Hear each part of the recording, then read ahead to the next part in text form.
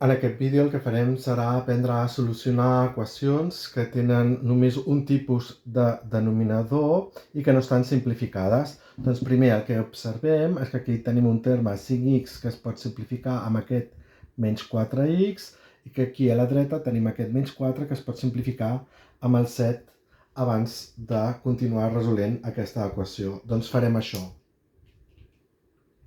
Primer el que farem serà 5x menys 4x, doncs dona x.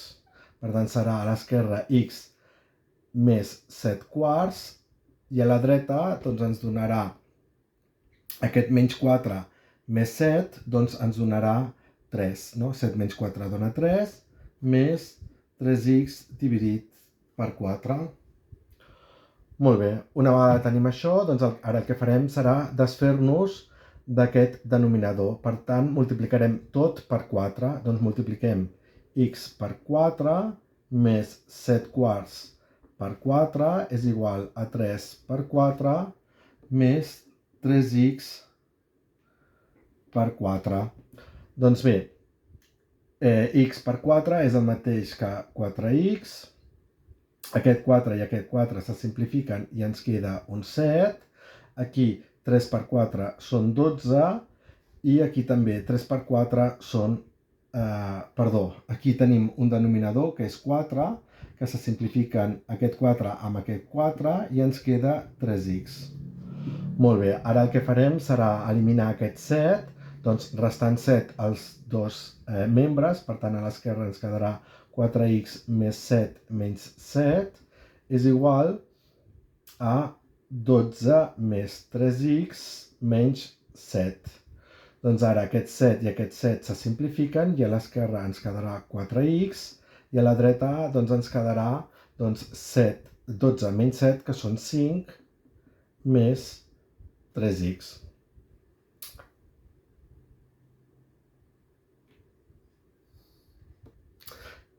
Bé, ara ens donem compte que en realitat aquest negatiu l'hem escrit malament i per tant aquí haurem de posar un menys, aquí també un menys, aquí també un menys, aquí també un menys i per tant aquí ens quedarà també un menys.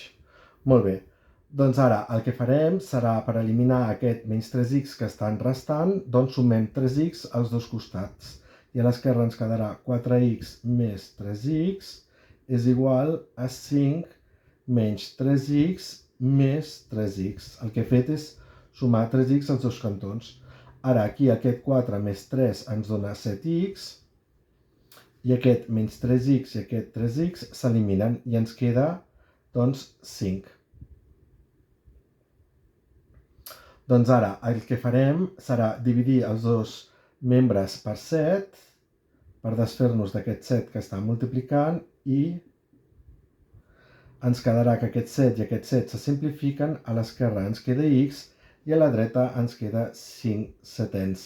Ara bé, 5 i 7 són nombres primers, no divideixen l'altre, per tant aquesta fracció és irreductible i 5 setens és la solució d'aquesta equació. Molt bé, ara farem la comprovació.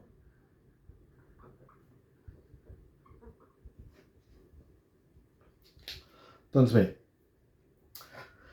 el membre de l'esquerra, que l'escriurem aquí,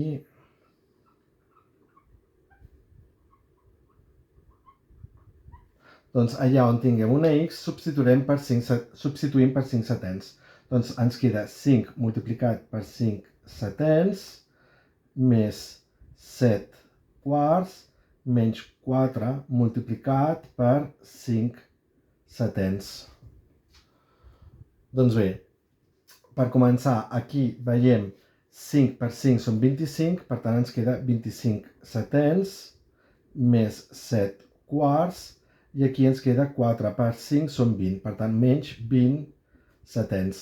Ara aquí el que podem fer és simplificar aquest 25 setens menys 20 setens, ens queden 5 setens més 7 quarts. Ara, per continuar sumant, el que farem serà multiplicar el numerador i el denominador de cada fracció per el denominador de l'altra. Per tant, ens quedarà 5 setens multiplicat a dalt i a baix per 4 més 7 quarts multiplicat a dalt i a baix per 7. Ara aquí operem i ens queda 20 dividit per 28 i aquí ens queda 49 dividit per 28. I ara si sumem 20 i 49 són 69 dividit per 28. Molt bé, doncs ara anem a fer el mateix amb el membre de la dreta.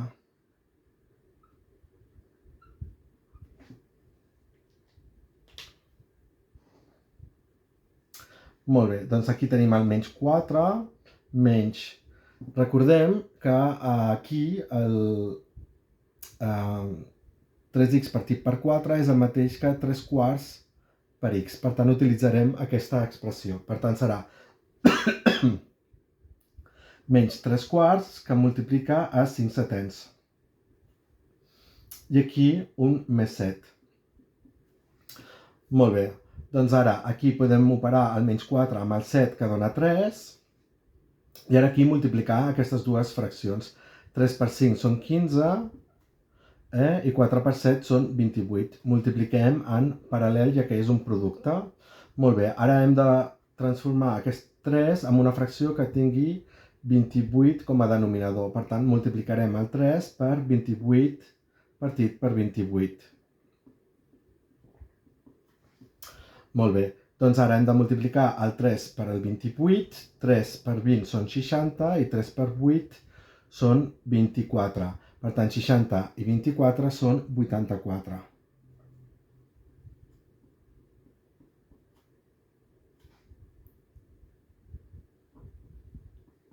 Molt bé, ara ja podem restar. Doncs restem 84 menys 15, 84 menys 10 són 74, menys 5 són 69. Per tant, ens dona 69 dividit per 28. Per tant, a esquerra i a dreta donat el mateix, vol dir que la solució és correcta.